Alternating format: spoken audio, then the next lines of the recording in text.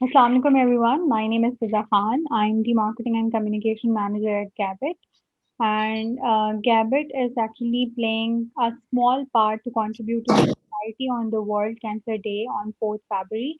I would like to welcome Dr. Farwa here, and we would discuss about the cancer and the symptoms of cancer and how someone can prevent cancer. Thank you, Dr. Farwa, for giving us your time, and I welcome you here. Thank you for taking out Thank you time so for this much. amazing call. Thank you so much. Thank you so much. Okay, so Farwa, I would like to ask first, what are the symptoms of cancer? Like on early stages, how someone get to know that they have cancer? फिज़ा देखें मसला ये है कि cancer एक ऐसी बीमारी है जिसके इनिशियल सिम्पटम्स जो हैं हमारे पास वो एज़ सच कुछ नहीं होते। इनिशियल सिम्पटम्स वेरी करते हैं हर उस जगह से कि जिस जगह का कैंसर है। मिसाल के तौर पर अगर किसी को लंग्स का कैंसर है, तो उसको जो है खाँसी के साथ खून आएगा, ठीक है?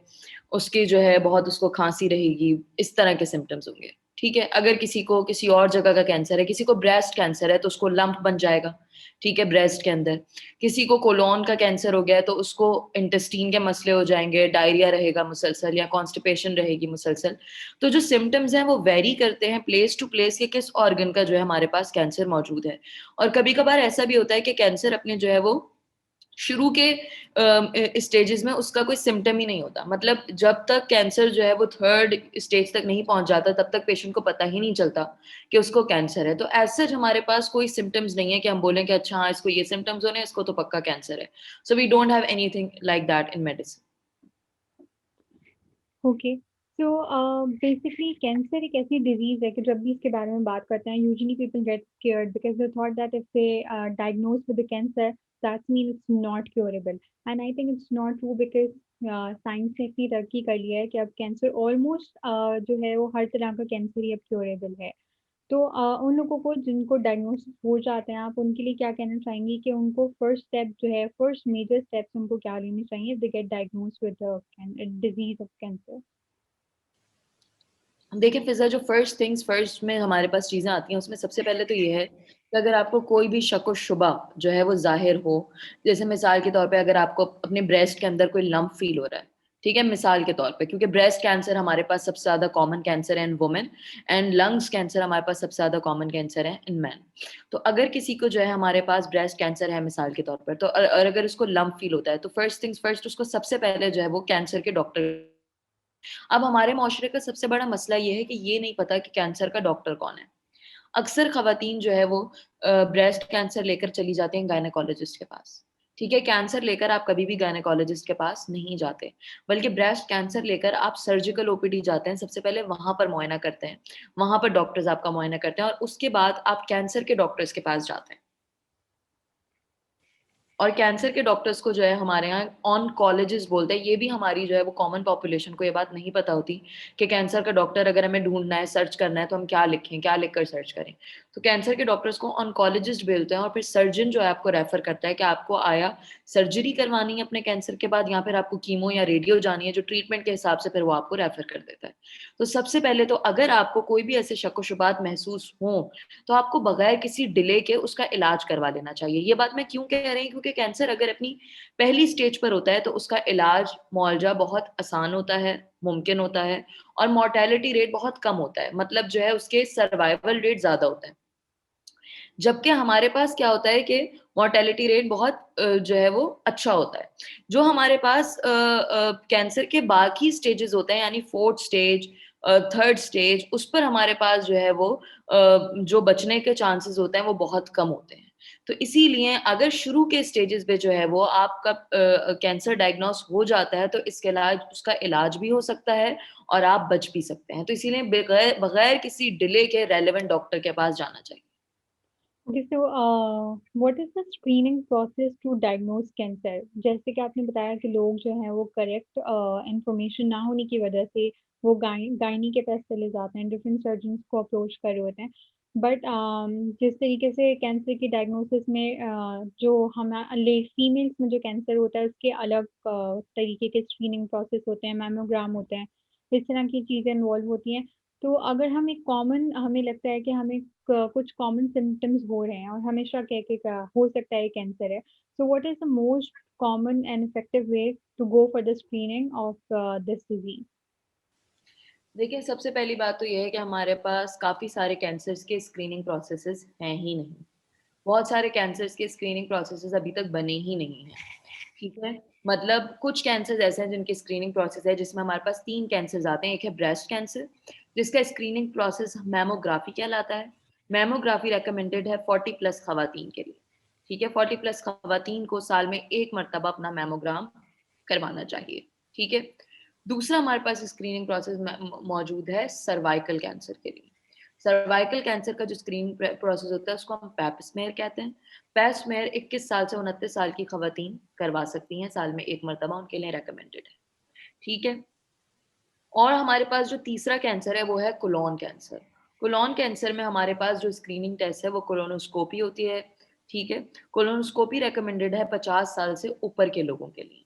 50 टू 75 ईयर्स के लोगों के लिए रिकमेंडेड है और 75 के बाद अगर जो है वो डॉक्टर रिकमेंड करे फिर वो करवा सकते हैं। बाकी इससे कम एज में, इससे ज़्यादा एज में अगर जो है वो डॉक्टर रिकमेंड करें तो करवा सकते हैं, वरना कोलोनोस्कोपी नहीं करवा सकते। तो हमारे पास सबसे बड़ा मसला ही ये है कि क्योंकि स्क्रीनिंग प्रोसेसेस अभी तक डिस्कवर ही नहीं हुए हैं इतने ज़्यादा, तो हम कैंसर को स्क्रीन नहीं कर सकते। सिवाय इन 3 कैंसर्स के जो कि इतने ज़्यादा उसमें से ब्रेस्ट कैंसर हमारे पास बहुत कॉमन है, लेकिन हमारे पास सर्वाइकल कैंसर और कोलोन कैंसर इतना कॉमन हमारी पॉपुलेशन में नहीं पाया जाता है। इसीलिए बार-बार हम ये कोशिश करते हैं कि अगर आपको कोई भी सिम्पटम्स महसूस हों, क्योंकि स्क्रीनिंग तो देखें हम फ़िज़ा हमारे पास है नहीं। तो अगर आपको कोई भी सिम्पटम महसूस हों, तो आप जो है वो शुरू के ही स्टेजेस पर चले जाएँ क्योंकि मोर्टेलिटी रेट कम होता है। लेकिन आगे के स्टेजेस पर मोर्टेलिटी रेट जो है वो बहुत बढ़ जाता है। तो इसीलिए यही कोशिश करनी चाहिए कि मोर्टेलिटी रेट बढ़ने से पहले ही आप उसका जो है वो उसके लिए रेलेवेंट डॉक्टर के पास चले जाएँ। Okay, so Farwa, there are two kind of treatments available for cancer. One is chemotherapy and one is laser. So ये दोनों therapies किन stages में introduce होती हैं? And So my actually, there are not 2 kinds of treatments. There are 4 kinds of treatment for okay, cancer. Number 1 is surgery, number 2 is radiotherapy, number 3 chemotherapy and number 4 hormonal therapy.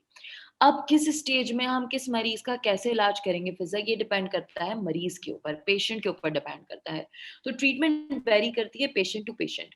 कुछ लोगों की जो है वो सिर्फ surgery से काम हो जाता है, कुछ लोगों को सर्जरी के बाद कीमो और रेडियो भी लेनी पड़ती है, कुछ लोग सिर्फ सर्जरी और हार्मोन थेरेपी लेकर उनका कैंसर खत्म हो जाता है और कुछ लोगों को चारों प्रोसीजर से गुजरना पड़ता है। तो ये डिपेंड करता है टोटली कि पेशेंट की एज क्या है, पेशेंट हमारे पास किस स्टेज में आया है कैंसर के, और पेशेंट कितना स्टेबल है, पेशेंट कितनी ट्रीटमेंट बर्दाश्त कर सकता है, उस हिसाब से जो है उस पेशेंट का इलाज किया जाता है। तो different treatments for different patients. okay, what is the process to prevent cancer? What kind of fruits or what kind of diet we have to take to fight with this disease? Okay, so there are two kinds of risk factors for every type of cancer. One is modifiable and one is non-modifiable. कुछ factors ऐसे होते हैं जिन्हें आप बदल नहीं सकते, जैसे मिसाल के तौर पे ब्रेस्ट कैंसर के लिए रिस्क फैक्टर है आपका फीमेल होना, because breast are organs of females. That's why it's more common in female कि उनको breast cancer हो जाए। मेल में भी हो सकता है breast cancer but not that common. तो उसका रिस्क फैक्टर है female but you can not change it. इसी तरह बढ़ती हुई उम्र हमारे पास कैंसर का एक रिस्क फैक्टर है but you can not change it. इसी तरह फैमिली हिस्ट्री, अगर किसी की फैमिली में किसी को ब्रेस्ट कैंसर हुआ है तो उसको भी हो सकता है, अगर उसके ब्लड रिलेशनशिप्स में किसी को जो है वो ब्रेस्ट कैंसर हुआ है। ये तो वैसे फैक्टर्स हैं जिनको आप तब्दील नहीं कर सकते, लेकिन क्या चीज आप तब्दील कर सकते हैं, चेंज कर सकते हैं? उसमें पहली चीज आती है आपकी डाइट। देखिए, आजकल बहुत अफ़सोस के साथ ये कहना पड़ता है कि हमारी diet it's all junk food, it's all processed food, it's all processed chicken. तो हमें ये कोशिश करनी चाहिए कि हम अपनी डाइट को नंबर 1 बैलेंस बनाएँ और दूसरा कि हम फ्रूट्स और वेजिटेबल्स का ज़्यादा इस्तेमाल करें। हमारे घरों का मसला ये है जिस दिन घर में सब्ज़ी पक जाए उस दिन तो बच्चे और मर्द खाना ही नहीं खाएँगे क्योंकि भाई सब्ज़ी क्यों बनी? तो हमें ये कोशिश करनी चाहिए कि हमारी डाइट बैलेंस हो और अपने घर वालों को भी इस बात पर हम एनकरेज करें कि भई सब्जियाँ भी खानी चाहिए, फ्रूट्स भी खाएँ आप, जो है वो ड्राई फ्रूट्स भी खाएँ। इसके साथ-साथ एक ड्रिंक जो है अपनी डाइट में ज़रूर शामिल करनी चाहिए which is antioxidant drink. Antioxidant drink में हमारे पास आती है ग्रीन टी और जितने भी एंटीऑक्सीडेंट फ्रूट्स के जूसेस हैं लाइक ऑरेंज जूस, पोमेग्रेनेट का जूस, ग्रेप जूस, ठीक है? मौसम्मी का जूस, लेमन जूस, सबसे आसान नींबू पानी, ठीक है? और ग्रीन टी, आजकल तो सर्दियाँ हैं तो ग्रीन टी। तो हमें ये कोशिश करनी चाहिए कि हम अपनी डाइट में 1 ग्लास या 1 कप किसी एंटीऑक्सीडेंट ड्रिंक का ज़रूर शामिल करें। उससे क्या होता है, आपका इम्यून सिस्टम ज़्यादा स्ट्रॉन्ग रहता है और आपकी डाइट एक बैलेंस हो और दूसरा आप एंटीऑक्सीडेंट ड्रिंक इस्तेमाल कर रहे हो। तो बहुत ज़्यादा चांस ये है कि आपको ज़िंदगी में कभी कैंसर जैसी बीमारी का सामना ना करना पड़े। दूसरी चीज़ जो है प्रिवेंटिव है, वो है एक्सरसाइज़। हम ये देखते हैं कि आजकल क्वारंटीन भी है और कोरोना भी है, इसकी वजह से हम लोगों का रूटीन बस जो है वो स्लीप, ईट, रिपीट बस इस तरह का रूटीन हमारा बना हुआ है। तो हमें कोशिश ये करनी है कि हम अपने घर में ही चाहे आधा घंटा, चाहे 1 घंटा थोड़ी बहुत एक्सरसाइज़, थोड़ी बहुत वॉक किया करें, ताकि हमारी बॉडी एक्टिव रहे। जितनी ज़्यादा एक्टिव आपकी बॉडी होती है, उतनी ज़्यादा आपका एक्टिव इम्यून सिस्टम होता है। आपने देखा होगा कि जो लोग ज़्यादा सुस्त होते हैं, उनको बीमारियाँ भी ज़्यादा होती हैं। ये कॉमन सी बात है और जो लोग बहुत एक्टिव रहते हैं, उनको बीमारियाँ कम होती हैं। व्हाई? बिकॉज़ जितना ज़्यादा आपकी बॉडी एक्टिव होगी, उतना ज़्यादा आपका इम्यून सिस्टम अच्छा काम करता है और फिर आपको बीमारियाँ नहीं होती हैं। इसीलिए इसी तरह जो हमारे पास ओवरवेट लोग होते हैं, ख़वातीन भी और मर्द भी, हमारे पास ओबेसिटी भी एक एक रिस्क फैक्टर है कैंसर्स का। तो कोशिश ये करनी चाहिए कि अपने वेट को मेंटेन रखें और जितना आपसे हो सकता है वॉक-शॉक करनी चाहिए, ठीक है? ये तो हो गए, हमने अभी तक 3 मॉडिफाइबल रिस्क फैक्टर्स डिस्कस कर लिए। और हमारे पास क्या मॉडिफाइबल रिस्क फैक्टर है? Smoking and alcohol. फिज़ा हम जितने भी कैंसर्स उठा के देखते हैं ना, उसमें पहला रिस्क फैक्टर होता है स्मोकिंग एंड अल्कोहल। अगर कोई अल्कोहलिक है, तो उसमें ज़्यादा चांस है कि उसको कैंसर हो सकता है। तो हमें हद्दे-नज़र ये कोशिश करनी चाहिए कि हम स्मोकिंग और अल्कोहल यूज़ को अवॉइड करें, जितना हो सकता है उसको अवॉइड करें। ये भी एक मॉडिफाइबल रिस्क फैक्टर है। ये कुछ फैक्टर्स हैं जिन पर हम काम कर सकते हैं और ये प्रिवेंटिव हैं और इनकी मदद से हम खुद को कैंसर जैसी जो है वो इतने जो है वो बड़े मर्ज़ से अपने आप को बचा सकते हैं। Keep your lifestyle active and keep your diet balance. This will help you a lot in to save you from breast cancer और एनी अदर कैंसर।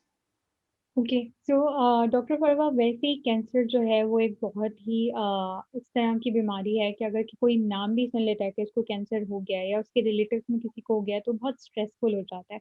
फिर वो जो उसका एक फिजिकल प्रोसेस होता है, जिस पेन से वो गुजरता है, वो एक अलग उसको फिजिकल स्ट्रेस होता है।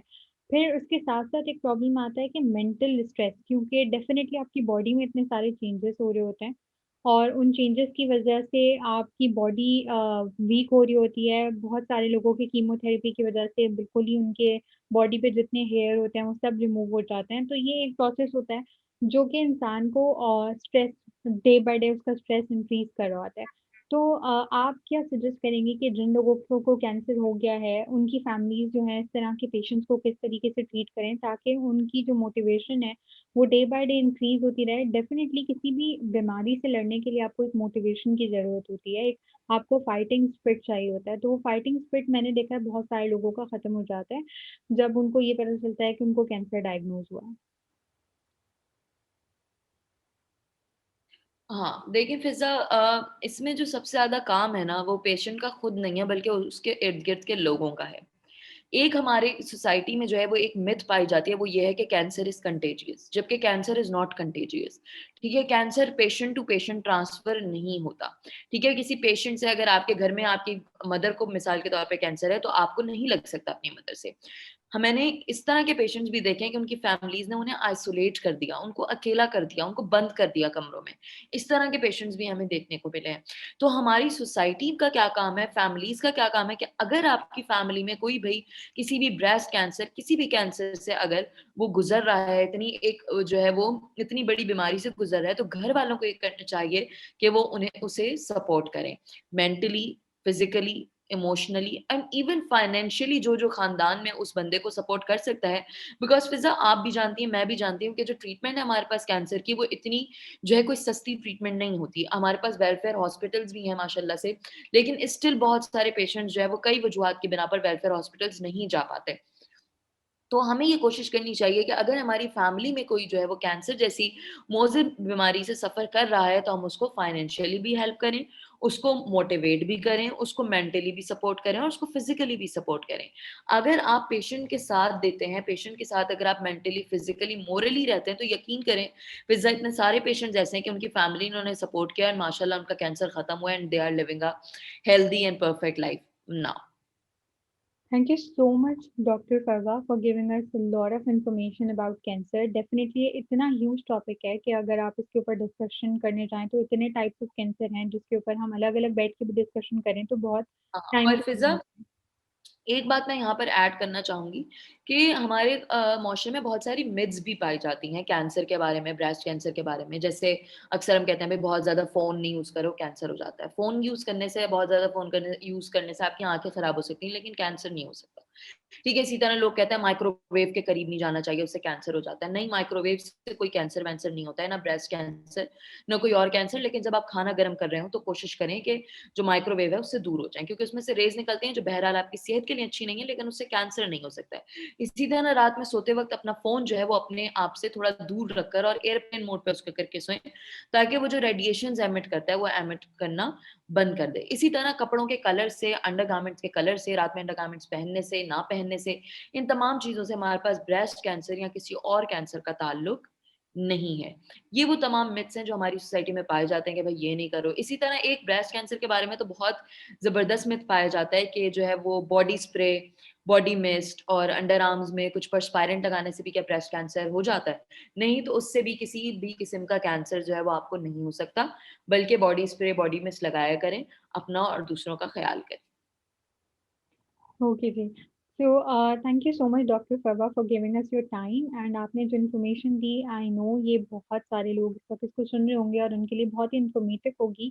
आपको अगर एटलीस्ट बेसिक नॉलेज भी है तो आप अपने आप को भी प्रिवेंट कर सकते हैं इस डिजीज से और इन सिम्टम्स की वजह से अगर आपकी फैमिली में आपके फ्रेंड्स में किसी को ये सिम्टम्स हैं तो डेफिनेटली आप उनको इंकरेज कर सकते हैं वो जाएं और अपनी स्क्रीनिंग कराएं। डॉक्टर फरवा लास्टली आप वर्ल्ड कैंसर डे के हवाले से कोई मैसेज देना चाहेंगी सबको? हाँ, बस मेरा मैसेज यही है कि dear people, whoever is listening to me right now, make sure you support the patients who are suffering from cancer physically, emotionally, financially, and however you can. Because cancer is a very stressful disease. Cancer is a very depressing disease. And patients who are suffering from it, trust me, they are already half dead. They are half dead. And there's no way कि जो है उनको support किए बगैर वो उस बीमारी से लड़ सकें. So make sure you support your friends, your family, whoever is suffering from cancer, and be there for them.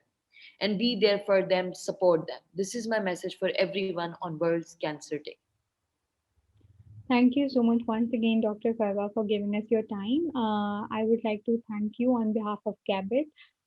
Gabit is supporting Shaukat Khanam on this World Cancer Day, so please book a Gabit ride and go for your screening. I would like to add, Dr. Farwa, if you want to correct me, अगर ज़रूरी नहीं है कि आपको कोई इस तरह के सिम्टम्स हो तभी आप हॉस्पिटल विजिट करें। आपको हर 6 मंथ बाद एटलीस्ट अपनी स्क्रीनिंग के लिए एटलीस्ट ईयरली स्क्रीनिंग के लिए जाना चाहिए ताकि आपको पता चल सके कि आपके बॉडी में कोई चेंजेस आ रहे हैं तो उसी वक़्त आप उन सिम्पटम्स को डायग्नोज़ करके और उसकी उसी वक़्त इलाज शुरू करवा सकते हैं। बिकॉज़ मोस्टली हमारी सोसाइटी में ये होता है कि हम बिल्कुल सिम्पटम्स को इग्नोर करते हैं, हम डॉक्टर के पास नहीं जाते और इसीलिए जब हमारा जो कैंसर भी है वो 3rd और 4th स्टेज पे पहुँच जाता है और जब वो बिल्कुल ही इलाज के काबिल नहीं रहता, तब हम उसका इलाज शुरू करवाते हैं। तो ये एक बहुत इम्पोर्टेंट चीज़ है कि अगर आपको माइनर से भी सिम्पटम्स हैं या आपको सिम्पटम्स नहीं भी हैं, फिर भी आप अपनी हेल्थ का ख़्याल रखें, अपने आस-पास जितने लोग हैं उनका ख्याल रखें एंड सबसे इम्पोर्टेंट मैं सबसे अपील करना चाहूँगी Shaukat Khanum hospital is doing a great great work for the society. वो डेफिनेटली कैंसर के पेशेंट्स के लिए जितना अच्छा काम कर रहे हैं पाकिस्तान में वो हम सब जानते हैं तो प्लीज़ आप अगर कुछ डोनेट करना चाहते हैं तो डेफिनेटली शौकत खानम को डोनेट कीजिए। गैबिट की राइड बुक करवाइए एंड शौकत खानम जाइए अपनी स्क्रीनिंग करवाइए। Farwa, if you would like to add anything regarding Shaukat Khanum because you have been associated in past, and if you would like to request people to donate to Shaukat Khanum as well. Yes, Shaukat Khanum जो है वो बहुत अच्छा काम कर रहा है। सबसे बड़ी बात ये है कि उनका जितना भी डोनेशन का जो प्रोसेस है वो बहुत ट्रांसपेरेंट है। आपको पता होता है आपका पैसा कहाँ जा रहा है, किसके पास लग रहा है, बहुत ट्रांसपेरेंट उनका प्रोसीजर है। सेकंडली उनकी जो वॉक इन ओपीडी है वो फ्री है। शौकत खानम की जो वॉक इन ओपीडी है it's free for everyone. Test की ज़ाहिर-सी बात है पैसे हैं, लेकिन वो भी अगर कोई अफोर्डिंग होता है तो फिर उसके जो है वो वहाँ पे डिफरेंट उसके क्राइटेरियाज़ हैं। बट उनकी वॉक इन क्लिनिक्स फ्री हैं बिल्कुल, सो अगर आप में कोई भी शक-ओ-शुबात आपको पाया जाता है, आपको कोई भी शक-ओ-शुबात अगर महसूस होता है, तो make sure you visit Shaukat Khanum walk in OPD. Walk in OPD Shaukat Khanum की कराची में भी है, in Defence Phase 7 extension, Lahore में तो पूरा हॉस्पिटल है, पेशावर में है और जो है बाकी जगहों पर कराची में जो है वो बन रहा है नया शौकत खानम, बड़ा शौकत खानम, तो प्लीज़ उसके लिए डोनेट कर के लोगों को मिली हुई हैं और पंजाब के लोगों को मिली हुई हैं, वो सिंध के लोगों को भी मिल सकें और सिंध के लोग भी उसको अवेल कर सकें। हमारे पास सुपर हाईवे पे जो है वो शौकत खानम बड़ा और बन रहा है, even more bigger than Lahore. So make sure you donate at the right place. Thank you so much. Thank you so much, everyone. I hope you all stay safe and please go for screening. आपका थोड़ा-सा वक़्त अपने आप को आपको बहुत बड़ी बीमारी से या बहुत बड़ी तकलीफ से बचा सकता है। Thank you and thank you, Dr. Farwa. Thank you so much, Fizza, for having me on board. Thank you so Thank much. you.